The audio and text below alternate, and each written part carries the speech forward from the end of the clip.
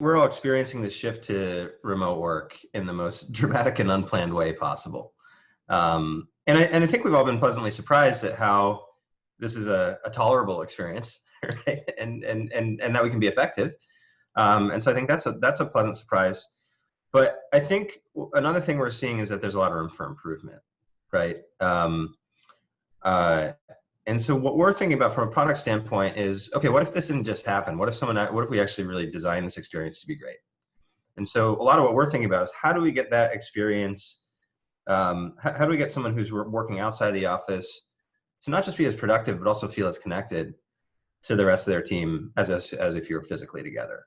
And so some of these things were in the works before COVID, but then one of the things we noticed about this particular situation is that blurring of the line between home and work, and how very few products that you use are designed to operate in both environments. And one of Dropbox's strengths is that we've always been helped you straddle your needs across in both environments, and how important that is instead of having to have all these different tools that only work in one. So a lot of what we're thinking is we're prioritizing features that have applications in both, and some of the features, well, certainly you need to have security at both home and work, the ability to manage passwords, the ability to organize your most important information. That's something you need at both home and work. And this launch is really focused on getting that in your personal life. But things like being able to back up your computer, like that's something you need in all environments. And now as we look forward, we think about, all right, how do we create tools for distributed teams that really make that experience great? And we've seen in this environment, in COVID, record levels of engagement, elevated trials for people, elevated numbers of people trying Dropbox or bringing Dropbox into work and at home. And we see, and customers have been turning to Dropbox since the beginning to help with distributed work. And so one of the things that we've always done is help you work flexibly and be able to work from anywhere. Has your mission for like what Dropbox can be doing, has that sharpened or evolved in recent months? You know, we all remember the first time we were like logged onto the internet, right? I mean, we're of that vintage that remembers that. Or the guy maybe got your first iPhone or something. I think we're all going to remember that moment when we all dramatically shifted to working from home. And as the same thing is the case with the web or with mobile, these created huge opportunities. And I think the same thing is going to be true from this shift. So my mind runs wild with product possibilities. That gets me really excited.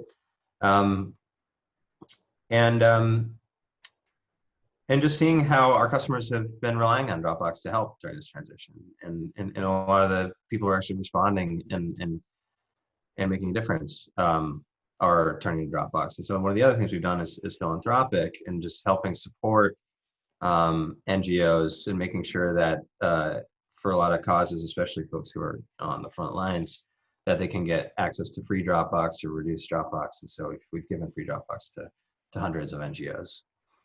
Saw you tweeted in support of Black Lives Matter. Yeah. Obviously, our country is in a conversation right now, you know, from protests to kind of, I think, business leaders figuring out kind of where they can be active in social change. Totally. Can you talk about kind of how you have been thinking about that, you know, as the leader of Dropbox? Sure. Well, I think first is just the recognition, something you imagine you shouldn't have to say, but that, hey, systemic racism and police brutality in this country needs to stop. And we need to take action. And there's a number of ways that we do that. And so we're encouraging our employees to get involved with and make a positive impact on the communities.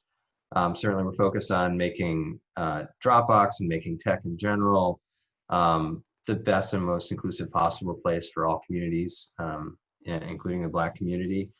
And thinking about how do we drive larger change, right? And so from a personal perspective, I made a $500,000 donation to Black Lives Matter. I'm matching every employee donation to that cause and a number of others.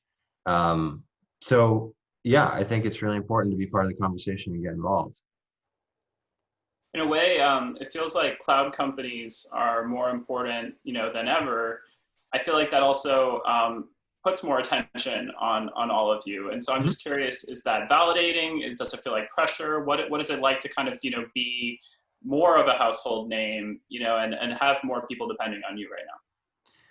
Well, I think we all know that tech has an important influence on our lives, right? And I think you should feel a sense of responsibility to do everything you can to improve a lot of, or to work on and improve a lot of these challenges. And to me, it's kind of baffling that some of these, or that all these things continue to recur, right? You're like, wait, it's 2020. How are we still uh, like treading water or going backwards on a lot of these issues? And so I think it's been great and I think the world needs leadership in general. And tech leaders are just one group, but I think being able to use uh, to be able to apply a constructive mentality, like, okay, this is how do we solve these problems? How do we contribute to these issues? We've got incredibly motivated and talented workforces. How do we activate them?